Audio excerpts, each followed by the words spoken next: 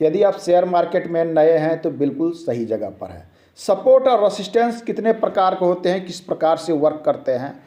क्या support market हमेशा ये रेसिस्टेंस लाइन, ये सपोर्ट लाइन, क्या मार्केट हमेशा इस प्रकार से वर्क करता है? Resistance to support, resistance to support, resistance resistance resistance, support support support, नहीं। किसी भी प्रकार से हो सकता है। सपोर्ट और रेसिस्टेंस जो है वो स्ट्रेट लाइन भी हो सकती है या परिवर्तित लाइन भी हो सकती है। हो सकता है कि ये एक पॉइंट है, आपका शेयर खरीद रहे हैं, इस पॉइंट पे टच करता है, गिरता है, पुनः टच करता है, गिरता है, टच करता है, इस प्रकार से चीज़ें हो सकती है। तो यहाँ पर हम क्या देख रहे हैं कि रेसिस्टेंस लाइन और रेसिस्टेंस पॉइंट दोनों सेम है। ये इंपॉर्टेंट है कि रेसिस्टेंस लाइन एवं रेसिस्टेंट पॉइंट सेम है, लेकिन हम जब यहाँ इसमें सपोर्ट लाइन इस प्रकार से खींचते हैं, ये देखिए सपोर्ट लाइन, तो सपोर्ट लाइन में यहाँ क्या हो रहा है, यहाँ परिवर्तित हो रहा है किन चीज़ों में? सपोर्ट लाइन तो ये है, लेकिन पॉइंट सपोर्ट का always change, always change, always change, always change, इस प्रकार से चेंजिंग देखी जाती है। तो सपोर्ट और रेसिस्टेंस भी यही सब चीज़ है कि इसमें क्या हो रहा है कि पॉइंट ऑलवेज चेंज हो रहा है, अर्थात इसकी जो हो सकता है कि यहाँ पर ये 90 था, ये 95 हो सकता है, 97 हो सकता है, 100 हो सकता है, 102 हो सकता है, इस प्रकार से ये परिवर्तित है। मतलब सपोर्ट और रेसिस्टेंस स्ट्रेट लाइन में हमेशा चलेंगे ये आवश्यक नहीं है। ये निर्भर करता हो सकता है साइडवेज हो। साइडवेज की स्थिति में क्या होती है कि ये लगभग एक जोन में इस प्रकार से चलता है। ये साइडवेज की स्थिति हो सकती है कि इस प्रकार से कुछ दिनों तक चल रहा है। आज हो सकता है कि इसमें इस प्रकार से चल रहा है, इसमें ब्रेकआउट आता है तो ये ब्रेकआउट ऊपर नीचे कहीं दे सकता है, ऊपर दे देगा, यहाँ से नीचे ब्रेकआउट दे सकता है, यहाँ भी ये ब्रेकआउट पॉइंट, यहाँ से एक जोन के बाद ब्रेकआउट पॉइंट भी होता है। अब एक ब्रेकआउट पॉइंट के साथ एक चीज़ें हैं कि जोन होती हैं। सपोर्ट और रेसिस्टेंस का जोन क्या होता है, इसे भी आप समझ लें।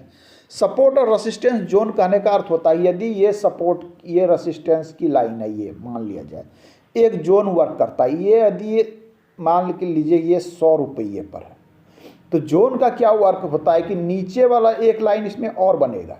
ये देख लीजिए, हो सकता है ये 98 हो, 97 हो, अर्थात ये 2-3 रुपये का यहाँ जोन है। हो एक बार यहाँ से मूवमेंट लिया तो दूसरे बार हो सकता है 98 से ये मूवमेंट ले ले, अगले बार 97 से ले ले और उसके बाद 100 से ले ले। मतलब इस प्रकार का एक जोन के अनुसार ये वर्क करता है। सेम इसी प्रकार से सपोर्टिव में भी ये जोन का वर्क करता है। हमेशा उस सपोर्ट से वो बैक होगा ऐसा कोई आवश्यक नहीं है। मैं इसलिए कह रहा हूँ, थोड़ा सा इसे स्पष्ट कर देता हूँ। ये है, मान लिया जाए ये आपका 80 रुपये के आसपास में ये चार्ट बन रही है, ये ऊपर वाले 100 रुपये के आसपास ये चार्ट बन रहा है। अब यहाँ से पहली बार तो शुरू हुआ इस प्रकार से गिरा, 80 से बैक होता है, यहाँ जाता है, लेकिन दूसरे बार हो सकता है कि 80 पर ना जाके ये एक यहाँ 79 पे आ जाए, यहाँ से बैक हो जाए, और अगले बार हो सकता है कि ये 81 से ही बैक हो जाए, ऐसा हो सकता है। तो इस बात पर ध्यान रखें कि एग्जैक्ट 80 का अर्थ एग्जैक्ट नहीं होता, ये एक जोन होता है जो 1-2% के में वेरी करता है। ये आपको पकड़ना है कि जोन क्या करता है। आइए हम बात करते हैं सपोर्ट और रेसिस्टेंस के प्रकार के विषय में कि ये प्रकार किस प्रकार होता है। सपोर्ट और रेसिस्टेंस स्ट्रेट लाइन में भी चलते हैं और ये अप ट्रेंड डाउन ट्रेंड में भी चलते हैं। आइए किस प्रकार से चलते हैं। मार्केट यदि इस प्रकार से अप ट्रेंड में चल रहा है, लगातार अप ट्रेंड में चल रहा है, तो ऊपर वाला जो लाइन होगा ये आपका रेसिस्टेंस लाइन होगा और नीचे वाला जो लाइन होगा ये सपोर्ट लाइन होगा। इसमें क्या होता है कि लाइन तो दोनों सेम है, लेकिन इसके पॉइंट वेरी कर रहे हैं। ये हमेशा सपोर्टिव पॉइंट वेरी कर रहा है, ये पॉइंट वेरी कर रहा है, ये पॉइंट वेरी कर रहा है। मतलब जैसे जैसे ये पॉइंट कुछ और था, 70 था, 75 था, 80 था, 85 था, हर बार ये पॉइंट वेरी कर रहे हैं। और ठीक उसी प्रकार से रेसिस्टेंस में हर बार रेसिस्टेंस के पॉइंट वेरी कर रहे हैं, लेकिन रेसिस्टेंस की लाइन वही है। ये चीज़ें महत्वपूर्ण हो जाती। इन सब चीज़ों को जब आप समझने लगते हैं, आइए कभी कभी ट्रायंगल के अनुसार बनता है। ये ट्रायंगल के अनुसार कैसा बनता है मैं इसे भी बात करता हूँ। ये होता क्या है कि मान लिया जाए ये एक मजबूत सपोर्ट का जोन है, यहाँ से कोई शेयर इस प्रकार से यहाँ से गिरता है, ये सपोर्ट इसने यहाँ ले लिया, ये सपोर्टिव लाइन है। नेक्स्ट बार उठेगा, पुनः यहीं पर आके गिर रहा है, या एक जोन में गिर रहा है, यहाँ से उठ रहा है, पुनः ये यहाँ गिर रहा है, यहाँ से उठ रहा है, यहाँ से गिर रहा है। देखिए इस प्रकार से चल रहा है।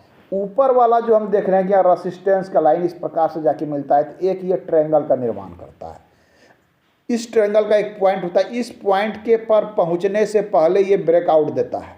ये ब्रेकआउट नीचे भी दे सकता है, ब्रेकआउट ऊपर भी दे सकता है। लेकिन इसमें भी क्या है कि लाइन ऊपर रेसिस्टेंस का सेम है, पॉइंट अलग अलग है, अलग अलग अंक पर है, अर्थात अलग अलग रुपये पर है। ये क्या होता है कि यहाँ पर मान लिया 100 था, 98 हुआ, 95 हुआ, 90 हुआ, 85 हुआ, ये हर बार वेरी करता है। ये कोई आवश्यक नहीं कि 5-5 रुपये का ही डाउन होगा, ये कोई आवश्यक नहीं है। लेकिन इस लाइन में ही डाउन होगा ये आवश्यक हो जाता है। ठीक उसी प्रकार से यहाँ इसमें क्या है कि लाइन और रेट दोनों सेम है। हो सकता है कि ये 70 रुपये हो, ये भी 70 है, ये भी 70, ये भी 70, सभी 70। तो कई प्रकार के सपोर्ट और रेसिस्टेंस के जोन और ये लाइनें बनती है, हमें इसे देखना चाहिए। आप इसे डेली चार्ट पर देखिए, वीकली चार्ट पर भी देखिए, मंथली चार्ट पर आपको समझ में आने लगेगा कि सपोर्ट और रेसिस्टेंस किस प्रकार से वर्क करता है। होता है क्या कि शुरुआती तौर पे लोगों को समझ में चीज़ें नहीं आती है, लेकिन ये बहुत आवश्यक है। आप कैंडल स्टिक को लेते हैं, कैंडल स्टिक मूवमेंट कहाँ से देगा, कहाँ पर से ये रिटर्न होगा, ये एक जोन के अनुसार ही पता चलता है। कोई भी जोन में हो सकता है कि जैसे एक चीज़ें और मैं आपको स्पष्ट करना चाहूँगा, कोई भी मार्केट से ये जोन इस प्रकार से गिरता है, ये यहाँ पर जाता है, मान लीजिए 100 रुपये पे गया, 100 के बाद ये कोई आवश्यक नहीं है, कभी कभी होता है कि ये यहाँ तक गिरा और यहाँ से पुनः ये 100 या 97, 98 के आसपास ये यहाँ तक चला गया, ये यहाँ तक गया था, पुनः यहाँ चला गया। अब नीचे वाली स्थिति हो सकती है कि कोई आवश्यक नहीं है कि एक नीचे वाली स्थिति लाइन बना दी, ये आवश्यक नहीं। कभी कभी ऐसा भी होता है कि ये ऊपर वाला रेसिस्टेंस एक लाइन पे चल रहा है, लेकिन नीचे क्या हो रहा है, नीचे सपोर्ट का एक एग्जैक्ट लाइन नहीं बन रहा, यहाँ ऐसे नहीं बन पा रहा है, ऐसे नहीं बन पा रहा है, ये नहीं, ऐसा भी स्थिति होता है, इसे भी ध्यान में रखा जाना चाहिए। तो बहुत तरह की आकृतियाँ बनती है। यदि आप मार्केट को देखते रहेंगे, ग्राफ्स को देखते रहेंगे, तो ये सब सारी चीज़ें आपको पकड़ में आती रहेगी। आज के अंक में इतना ही, मिलते हैं अगले अंक में। धन्यवाद।